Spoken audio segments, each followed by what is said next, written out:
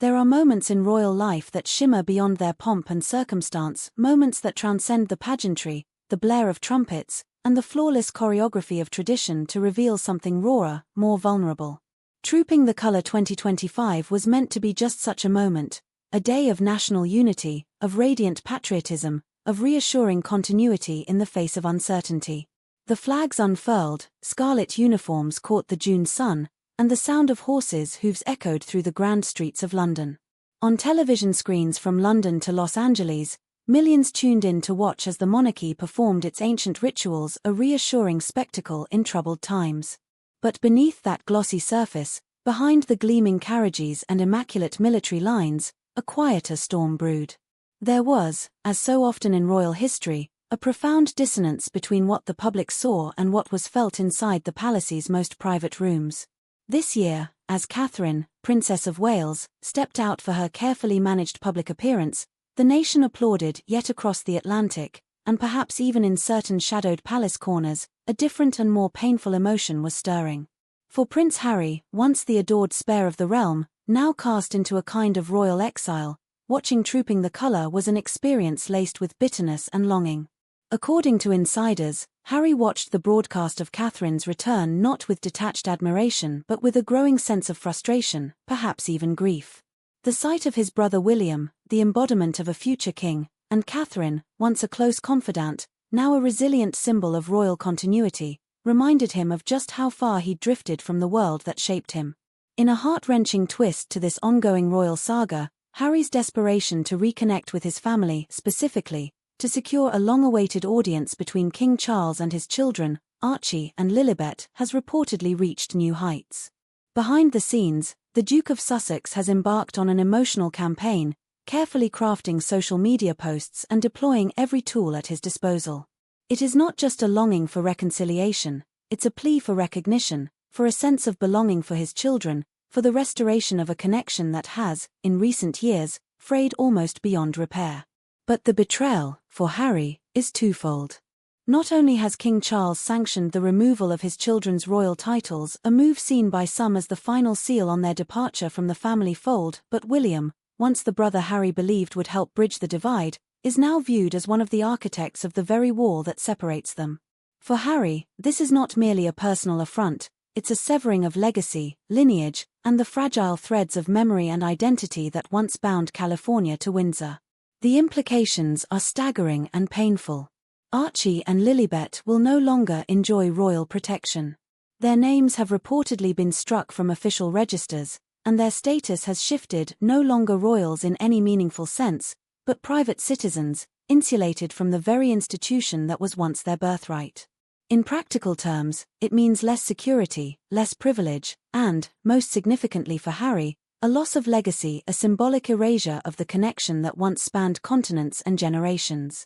As this new reality sets in, critics, on both sides of the Atlantic, have not been shy in voicing their opinions. Many royal commentators have called Harry's hopes for his children to re-enter royal life naive at best, delusional at worst. The notion that Archie and Lilibet could simply be woven back into the fabric of royal life after such a dramatic, public, and painful exit strikes many as fanciful. The Sussex children, these critics argue, have already begun lives far removed from the palace, raised in an American world of celebrity, activism, and independence. Their re-entry into the British royal institution is, they say, a fantasy, one that only exposes Harry to further disappointment and, increasingly, ridicule. And yet, the Duke's determination remains undimmed. According to palace sources, Harry's efforts to secure even a virtual audience between his children and King Charles have been met with cold, unyielding silence. "He won't even speak to me," Harry reportedly told a BBC interviewer, the words now echoing across British and international media. Phone calls, letters, even attempts to engage mutual friends as mediators, none have borne fruit. For Harry, sharing photographs of his children online, images that capture their milestones, their smiles, their unmistakable family resemblance, is not just a father's pride, but a message to his estranged father and brother: look at what you're missing. It is an extraordinary moment, one in which private pain becomes public spectacle.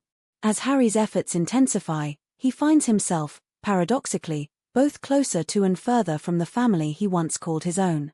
Some insiders describe this campaign as a last stand, a deeply personal attempt to mend what has been broken, or at least to ensure that Archie and Lilibet are not entirely cut adrift from their royal roots. Others see it as a strategic move, an effort to sway public opinion, or perhaps to lay the groundwork for some future rapprochement. At the heart of this storm, the silence from King Charles is both deafening and telling. For the king, every decision now carries the weight of history. To embrace Harry and his children risks undermining the royal institution's carefully guarded image of unity and discipline. To continue the estrangement is to risk being remembered as the monarch who turned his back on his own blood. The consequences ripple outward, affecting not just personal relationships, but the public's perception of the monarchy itself in an age where tradition and transparency are so often at odds. Meanwhile, Prince William, the steadfast heir, has chosen his path, one marked by boundaries and restraint. In a recent speech, he spoke of the need for community, for a village to raise a family, a phrase widely interpreted as both an affirmation of his own family values with Princess Catherine and a subtle commentary on the distance that now separates him from his brother. While he couched his remarks in the language of environmental action, many royal watchers heard an unspoken message: unity is essential, but not at any cost. Reconciliation, if it comes, will be on terms that respect the boundaries he has worked so hard to establish. As speculation swirls about the future roles of Harry's children, and as public discourse grows ever more heated, the question looms: is there any path back? Can the ties of blood and memory ever truly be restored once they have been so forcefully severed?